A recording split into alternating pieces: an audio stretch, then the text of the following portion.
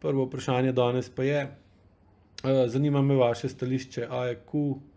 pri gangliomu za levem zapestju. Imela sem že punkcijo, vendar se je gangliom v enem mesecu ponovil. Bolečine se pojavijo ob obremenitvi zapestja oziroma telovadbi. Gangliom je v bistvu, ko se nabere tekočina na določenem delu telesa, oziroma v tem primeru levem zapestju, kar pomeni, da pride do otekline. Sama oteklina ima vedno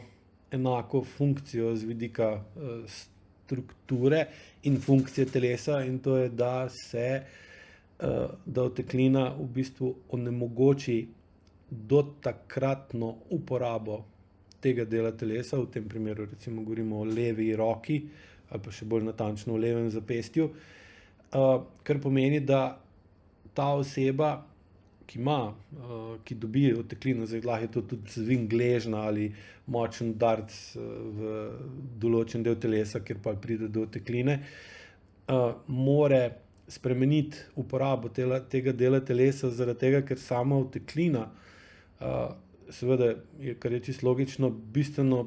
poveča pritisk v tem delu telesa in spremeni na hiter in močno spremeni strukturo tega dela telesa, da je drugačna, kar seveda pa avtomatsko za sabo potegne spremembo funkcije. Se pravi, ponavljanje takega stanja ganglioma kaže na to, da je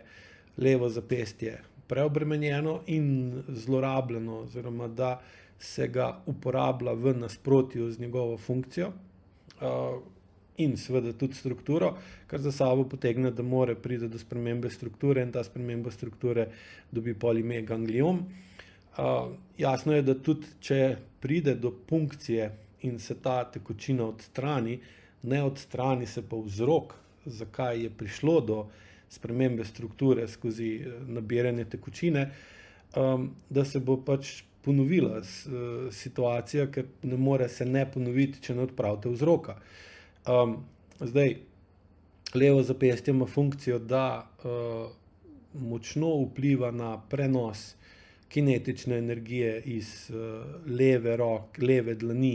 ali prstov leve roke v telo, ali pa iz telesa v levo dlan in prste leve roke. Zdaj, leva dlan in leva roka, prsti leve roke imajo funkcijo primarno, da izražajo ali pa da uporabljamo žensko vedenje, ženski vpliv, kar pomeni umirjanje, pomirjanje, sobivanje, združevanje, povezovanje, milost in podobna vedenja, ki so tipična za ženski vpliv pa žensko funkcijo. In zdaj, kot je tudi recimo hrepenenje pa ljubezen in podobno. In zdaj, če teh čustev, teh čustvenih stanj oseba ne sme, ne zna ali ne more izražati ven iz sebe ali pa jih dobivati v sebe od drugih ljudi, potem more v področju zapestja zmanjšati prenos te energije, se pravi poviša napetost mišic v dlani, v podlakti, kar pomeni, da se poveča upornost prenosa in zaradi povečanega upora se zmanjša tok, se pravi se zmanjša pretok kinetične energije skozi levo zapestje in se potem začne na eni strani zapestja nabirati napetost. To je podobno, kot če bi recimo imeli v jezu luknjo,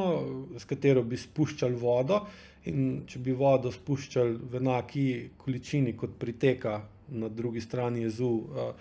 pač se v jezu ne bi ustvarjala napetost, če bi pa začeli to odprtino zapirati, da bi zmanjševali pretok iz jezu ven, bi se pa seveda na notranji strani jezu začela voda dvigovati in bi bila napetost, pritisk na jez vedno večja. Se pravi, bi zaradi tega, ker ste povečali upor, ker ste zmanjšali odprtino, ste zmanjšali tok, ker je manjši pretok, se potem poveča napetost. In ta gangliom je dejansko povišana napetost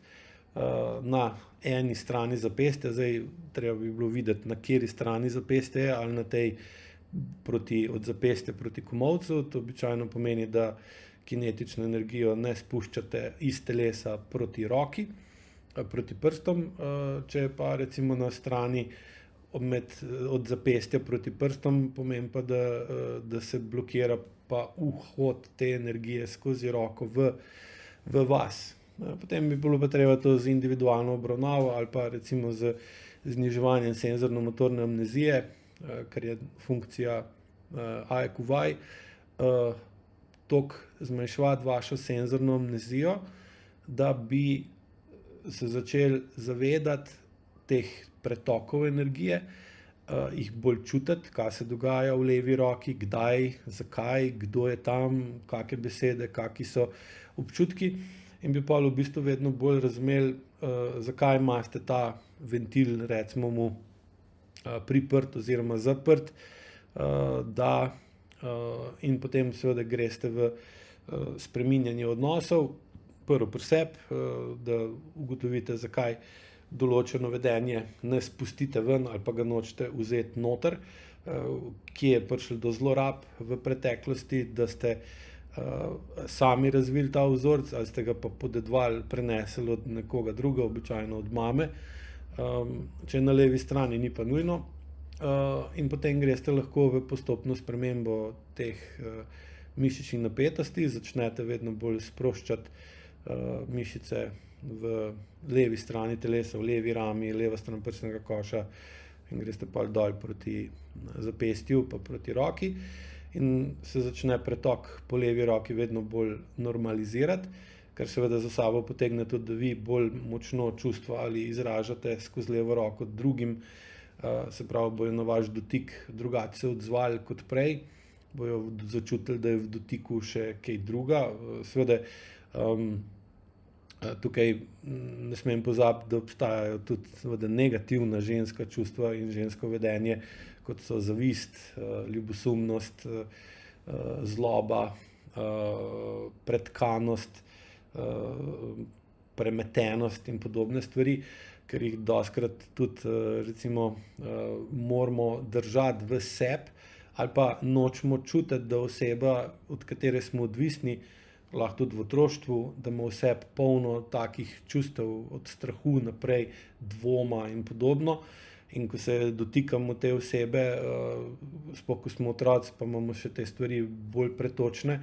začutimo to v njej in nam je pol, ne vemo, kaj s tem narediti, ali pa se odzovemo na ta njena čustva, recimo mame, ki jih ona dostikrat tudi sama se ne zaveda, da jih ima, in pa mi na njena čustva odreagiramo, ona pa našo reakcijo ne razume in potem gremo v zapiranje te pipe, da ne dobimo recimo po levi roki teh občutkov noter, zato da je naše vedenje do mame lahko tako, ko mami ustreza, čeprav v realnosti so pa stvari bistveno drugačne. In potem seveda, ko to nekaj časa izvajate, se učite, dvigujete čustveno zrelost in zmanjšujete senzorno amnezijo, se tudi ta zapornica v jezu dvigne in potem ta energija steče in se potem ta napetost, ki jo zdaj vidite v obliki ganglioma, začne zmanjševati in se tem primerno seveda zmanjšuje tudi sam gangliom in potem niti ne pride več do ponovitve, zaradi tega, ker ni več vzrokov za to, da bi se nekaj ponovilo.